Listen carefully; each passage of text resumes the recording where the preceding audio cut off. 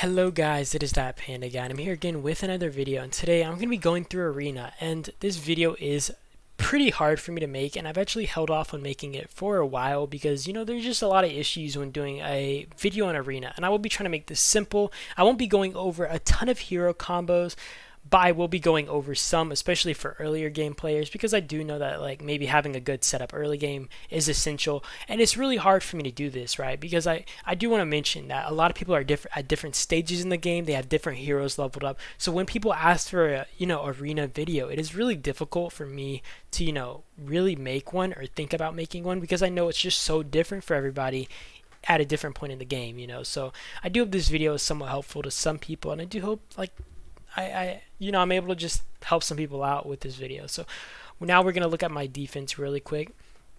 I will say real quick that this is how I like kind of set it up. So I always try to have my Tom right here and my Rager on the side. I try to always have 2 tanks and 1 DPS. I will say Lewis and my Lee are my highest DPS right now, I'm pretty sure. So like it's tempting for me actually to swap this one back, for example, and make sure that Lewis isn't taking the like brunt damage, so he's not the first to die between like all the DPS heroes. But overall, I feel like the other ones might melt faster, and that's my one big issue about sending them in, over Lewis. I do want like survivability among my DPS characters, so it's just a really tough choice. And generally, I'll kind of use a I'll challenge somebody for an example. Actually, this is freaking bad. This dude spread all across. Okay, everyone's freaking spreading their marches around. I'll use Shelby. Alright. So let's say, for example, guys, this is like one reason that you guys will see me do this, and I think that this is actually a really good lineup. So I always try to put 2 DPS in the back line. I try to have 2 tanks up front and then 1 DPS because, obviously I don't want to have, let's say here, I'll show you guys an example. If I have all my DPS in the back line, for example, if like they might be able to target my Bella out right off the bat, right? But whereas if I have like 2 of these 2 tanks right here, these guys are more likely to be targeting my tanks or whatever over my actual DPS character. And I can't, his Lee out here is actually really bad. I don't like putting like my Lee or Lewis on the side because, for example, if I hung him out on the side, he's more likely to be targeted. Of course, it's better for him to be against the wall than to be like far out, because if someone really wanted, they could put all their heroes over here and this dude's going to be getting targeted by like 3 or 4 heroes, and I don't want my DPS to die right off the bat. I'd rather my Tom be tanking the main brute force one because he has the main healer on him, or actually I think my Raygro does. But I do want to say real quick, the one issue that I have with like never mind, I'll get to that in a minute, but you guys get the point, right? I do want to kind of just do that for survivability, and overall it's just usually the better option for me. And now I do want to kind of talk a bit about hero lineups, and I will be kind of referring to it as early game hero lineups because I know a lot of people aren't able to access the heroes that I'm able to access, and it's really hard, right? Like this is a really hard video because I have to be very considerate about people and like what choices they have. So first off, I love Lee, so I'm going to be going through Lee. I'm going to try to use heroes that you're able to access early game. So in general, like I will give 2 options to use with Lee, and I'll kind of explain why I might use both of these options. So first off is Charlie, and Charlie in general is a pretty good hero, and I do like Charlie, right? And I think that overall him as a support is pretty good to heroes like this, especially when you're trying to get as much rage as possible, because if you guys don't know, Charlie can get like an insane amount of rage. He has a fan-shaped AoE as well as Lee, so you're going to be basically putting out double AoE like drops, right, which is pretty huge. You could also use him with like a Kami or something if you wanted to make him a range hero, which is also possible, and I will say it's also pretty good for the single factor, like I said with Charlie, that she's an AoE hero as well, and overall she's not a bad hero. And let's say in the case that I did want to put a Kami with him, it might be just for the single factor that I don't even know what just happened over here. What the heck? I can't. What the heck? My thing's bugging out. I'm so sorry, guys. All right. But let's say I did put a Kami with him. I'm not gonna. I don't know if you guys know, but I do this 100 troop thing for his last skill, I think it is, where it's, sorry, his third skill, where it's leading 2 or more troop types will increase your squad attack by 24%. And this, of course, is if your skill is at level 24. or sorry, at level 5, so you guys kind of get the like reason why I'm putting 100 troops of each. It's pretty smart to do.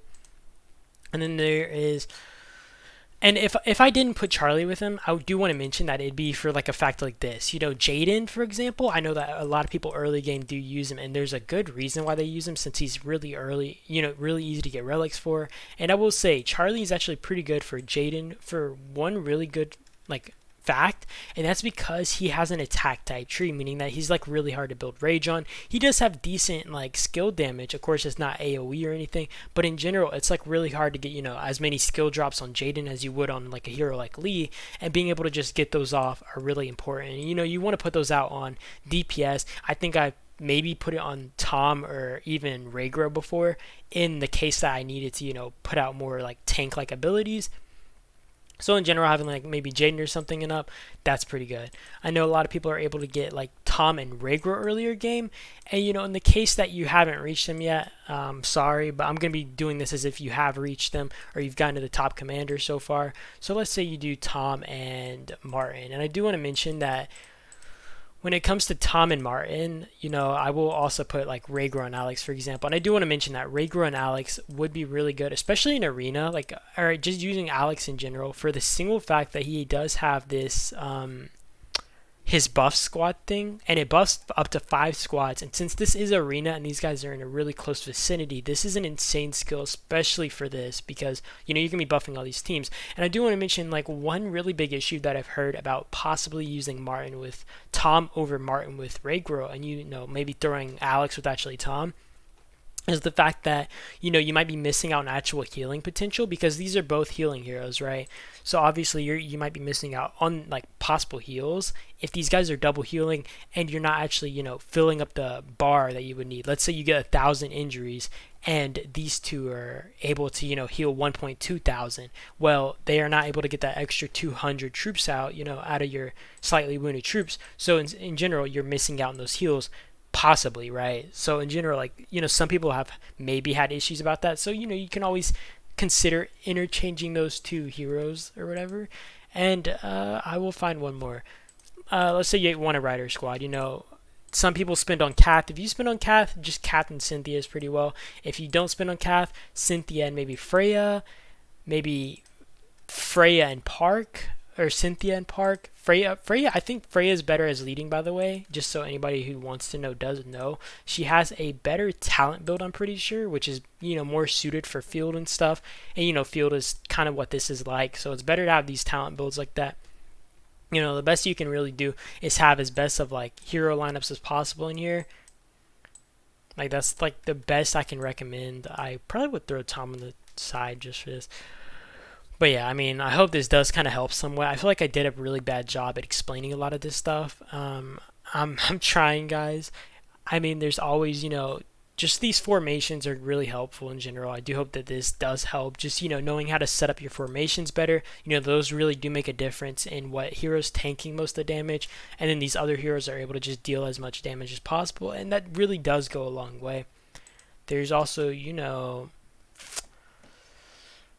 I mean, I think like research, it does play a really important role. So anybody who doesn't know that, just having better tech is always really important. You know, if you're able to get really good technology, yeah. You know, like if you have military tech, you're of course going to be having better like combat might in arena. There's also, you know, just talent trees. Have the best field talent trees as possible in the heroes that you're leading in there. If anybody doesn't know, you don't need to have talent builds on a support hero. The talent builds on a support do not matter.